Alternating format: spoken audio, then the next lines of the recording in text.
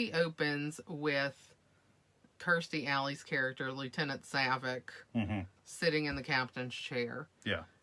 The rest of the bridge crew from the original series are there doing their old jobs. But instead of Captain Kirk being in the jump seat, it's this Savick, who is a half Romulan, half Vulcan cadet from the Federation, from the Academy. Yeah. So she is actually, we find, doing the Kobayashi Maru exercise. And this is the first time that becomes a thing in a Star Trek movie, series, whatever. And that's a big thing. It becomes a huge thing. It becomes a huge part of the lore.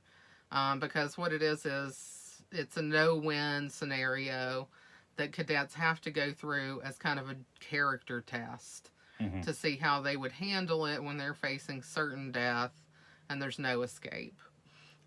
Just a quick synopsis of what the Kobayashi Maru is that there is a civilian ship stranded in the Romulan neutral zone, which means neither the Federation nor the Klingons are supposed to traverse that space, but this ship is stuck there, and the choice that the cadet has is to go in and try to rescue the ship, which would then immediately get you attacked by Klingons, or to leave the ship there while it's hailing a distress call and it's about to be destroyed imminently.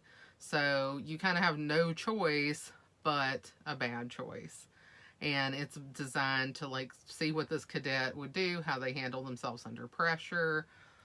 What do they do in a situation where there's no positive outcome? Yeah.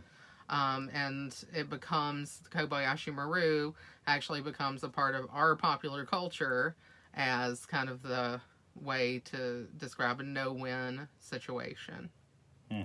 So that's what we open on, and Savick is pretty upset because she thinks she's failed, because she doesn't understand the point isn't to find the solution. The point is to realize there's no solution and to act brave and courageous and hold yourself together anyway. But what happens once kind of everything goes bad is that they pull this door and Captain Kirk walks in, and then we realize it's just a simulation. Because Captain Spock is an instructor at the Academy, and this is one of his cadets, and he's got this whole team of people who he's training to become new crew for starships. Well, and this setup right here is the basis really for the whole film.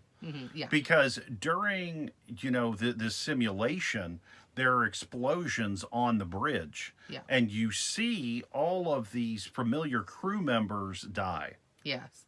Every single one of them does. And it's kind of a fake out because you don't know about the Kobayashi Maru when you're first watching this movie. You don't know that this is a simulation. You're like, wait, who is this weird girl captain?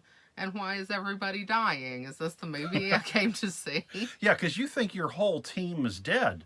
And you're like, wow, they really just cleaned house. This is like the Red Wedding of Star Trek.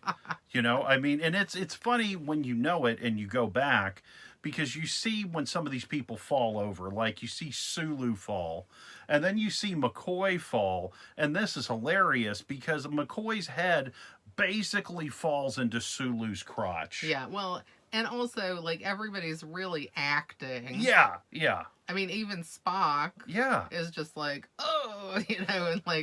falls over. And it just makes me laugh inside to think of Spock, really giving it the gusto with this death performance. Well, I like it that McCoy asked Kirk, what did you think of my performance?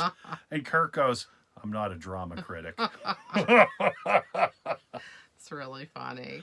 But yeah, so Kirk is kind of assigned to judge how Savick did. Yeah. And he explains to her that this isn't, to find the right answer. It was to judge character and have a student have to be forced to face a no-win scenario, which is funny because later on he reveals that he doesn't actually believe in no-win scenarios.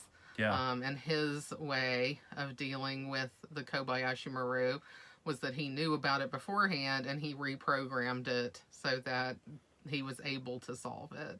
And that's just how Kirk rolls. That's his way, which you actually get to see in the Star Trek reboot. We actually get to see him do that with this test. Which I love the Star Trek reboots.